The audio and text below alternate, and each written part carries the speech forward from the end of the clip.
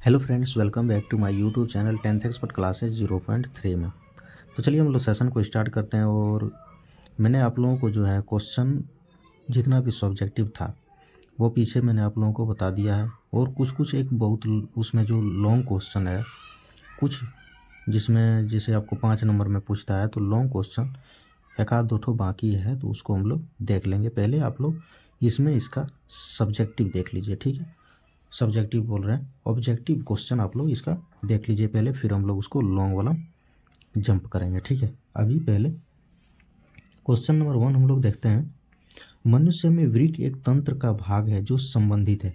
वृक्क जो होता है, वृक्क आपका होता है किडनी। वृक्क क्या होता है? तो ये होता है किडनी, ठीक है। वो किससे संबंधित है? किडनी हम लोग का शरीर में क्या कार्य करती है? शरीर का पोषण करती है? तो नहीं करती है। श्वसन, किडनी से तो श्वसन होता नहीं है। श्वसन किससे होता है? फेफड़ा से। परिवहन करती है? तो परिवहन का भी कार्य ये कुछ नहीं करती है, ये उत्सर्जन का कार्य करती है। मतलब किडनी का काम क्या है कि जब आप पानी पीते हैं, कोई भी खाना खाते हैं, तो उससे जो रस निकलता है उसमें वसा, उसको प्रोटीन बनाना होता है। उसके बाद जो बन जाता है उसमें जो व्यर्थ पदार्थ होता है उसको उत्सर्जन के रूप में जो मूत्र होता है हम लोगों का, उसको बनाने की काम इसको मिला है, ठीक है। तो इसमें ये क्या करता है? ये उत्सर्जन का काम करता है। किडनी का काम क्या है? उत्सर्जन का, ठीक है। तो ये आपका क्वेश्चन नंबर 1 रहा। क्वेश्चन नंबर 2 में क्या दिया है? पादप में जाइलम उत्तरदायी है। पादप में जो जाइलम है वह उत्तरदायी किसके लिए? तो जाइलम जो होता है जल का वहन करता है, भोजन का वहन करता है, एमिनो अम्ल का वहन करता है, या ऑक्सीजन का वहन करता है। तो पादप सबसे पहले पेड़ पौधे हैं, इसमें जाइलम जो होता है वो जल का वहन करता है, जल का वहन करता है। क्योंकि ये भोजन वहन तो नहीं करेगा, क्योंकि भोजन के लिए हम लोग प्रकाश संश्लेषण चाहिए, कार्बन डाइऑक्साइड चाहिए, जल चाहिए, ठीक है। तो ये सब चाहिए तब जाके भोजन तैयार होगा। तो इसमें भोजन का तो वहन नहीं है, इसमें क्या होगा? जल का वहन करेगा। क्वेश्चन नंबर 3 में क्या है? क्वेश्चन नंबर 3 में दिया हुआ है स्वपोषी पोषण के लिए आवश्यक क्या है? जो स्वयं भोजन तैयार करते हैं पेड़ पौधे, उसके लिए क्या क्या आवश्यक है? तो देखिए पीछे उसमें सब्जेक्टिव में भी था, कार्बन डाइऑक्साइड तथा जल चाहिए, क्लोरोफिल चाहिए जो पत्ती में होता है सूर्य के प्रकाश को एब्जॉर्ब करने के लिए, तो सूर्य का प्रकाश इसमें चाहिए। तो इसमें उपयुक्त सभी, मतलब टोटल आपका सब चीज़ चाहिए इसमें, ठीक है। तो ये आपका ऑल आंसर हो जाएगा। फिर क्वेश्चन नंबर 4 हम लोग देखते हैं। क्वेश्चन नंबर 4 में क्या दिया है? पाइरूवेट के विखंडन से यह कार्बन डाइऑक्साइड जल तथा ऊर्जा देता है, और यह प्रक्रिया कहाँ होता है? तो यह प्रक्रिया जो होती है, ये वाला क्वेश्चन जो है आपका, जो लॉन्ग क्वेश्चन है 5 नंबर का, उसमें आपको ये वाला देखने को मिलेगा, ठीक है। अभी इसको याद रखिए कि इसमें जल जो ऊर्जा देती है, प्रक्रिया को हम लोग माइटोकॉन्ड्रिया कहते हैं, इसको आप लोगों को ध्यान रखना है, ठीक है। चलिए क्वेश्चन नंबर 5 देखते हैं। इसलिए हम पहले सब्जेक्टिव सब करा देते हैं, उसके बाद ऑब्जेक्टिव कराते हैं, कारण यही है, ठीक है। क्वेश्चन नंबर 5 में दिया है, क्षुद्रांत में प्रोटीन का पाचन किस एंजाइम द्वारा होता है? प्रोटीन का जो पाचन है किस एंजाइम द्वारा होता है? तो यह ट्रिप्सिन द्वारा होता है, ठीक है। देखिए लाइपेज जो होता है किडनी में, ठीक है। एमिलेज जो होता है वो अमाशय में, ये अमाशय में एमिलेस लार में निकलता है। एमिलेस जो होता है हम लोगों का लार में पाया जाता है। पाचक एंजाइम ये सब है। तो प्रोटीन के पाचन की तरह उसी तरह है कि ये ट्रिप्सिन प्रोटीन के पाचन के लिए एंजाइम के रूप में कार्य करता है। तो आप लोगों को याद रखना है, प्रोटीन पाचन के लिए ट्रिप्सिन है, ठीक। क्वेश्चन नंबर 6 देखिए कि श्वसन की प्रक्रिया के दौरान प्रथम चरण में ग्लूकोज कोशिका द्रव्य में 3 कार्बन डाइऑक्साइड कार्बन अणु में विखंडित होता है, उस अणु का नाम लिखें। तो ये अभी हम लोग देखें यहाँ, जैसे नीचे में कार्बन डाइऑक्साइड जल ऊर्जा देता है, या प्रक्रिया कहाँ होती है? तो पाइरूवेट में होती है। वही यहाँ क्वेश्चन को बढ़ा के लिख दिया है, इसलिए आपको पाइरूवेट लिखना है। और पाइरूवेट से क्वेश्चन यदि बना के दे तो उसमें आपको माइटोकॉन्ड्रिया मारना है। ये 2 क्वेश्चन आप लोगों को ऐसे याद रखना है, ठीक है।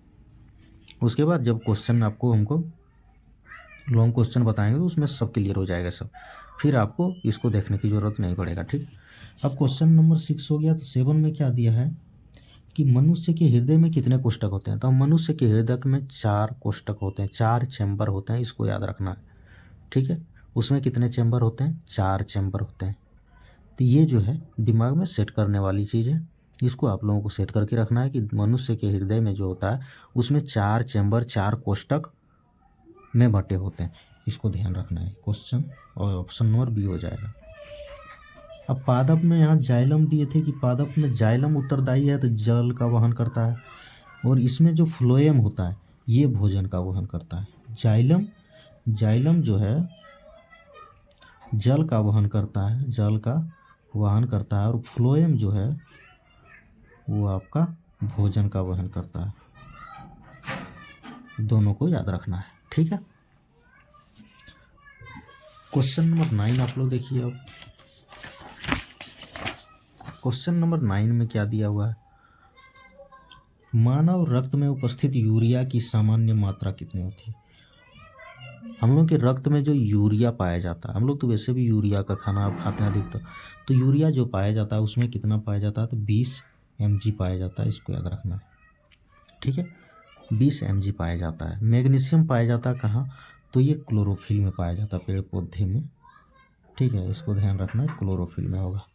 उसके बाद प्रकाश संश्लेषण द्वारा किसकी प्राप्ति होती है। प्रकाश संश्लेषण में हम पीछे भी बताया आप लोगों को, देखिए शायद यहाँ भी है, देखिए प्रकाश संश्लेषण की प्रक्रिया में सूर्य प्रकाश एवं क्लोरोफिल की उपस्थिति में कार्बन डाइऑक्साइड जल अभिक्रिया के पश्चात किस पदार्थ का निर्माण करती है, तो ग्लूकोज, ऑक्सीजन और जल का। वही यहाँ क्वेश्चन है कि प्रकाश संश्लेषण द्वारा किसकी प्राप्ति होती है, तो ग्लूकोज की प्राप्ति होती है।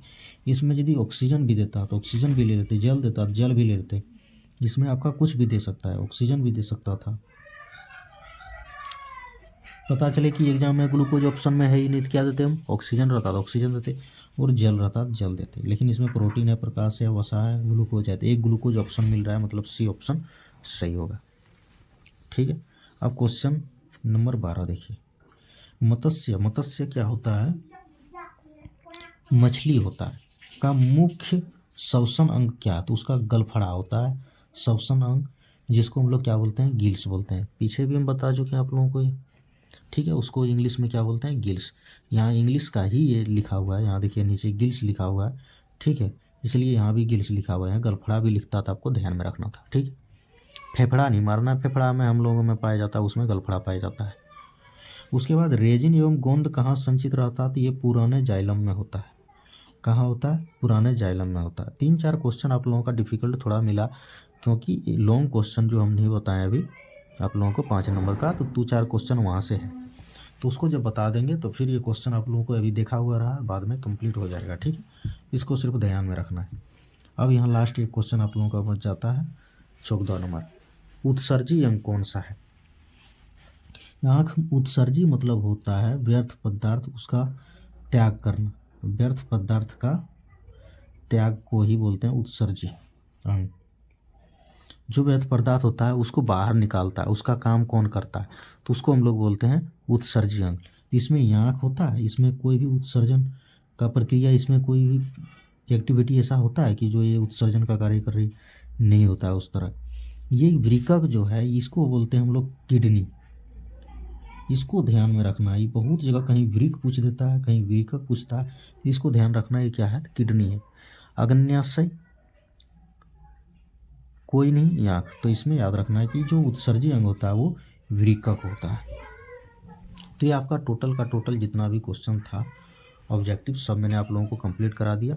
अब हम लोग एक लॉन्ग क्वेश्चन हम लोगों का बचा है, दो या 3 क्वेश्चन शायद, उसको एक बार हम लोग बढ़िया से देख लेंगे।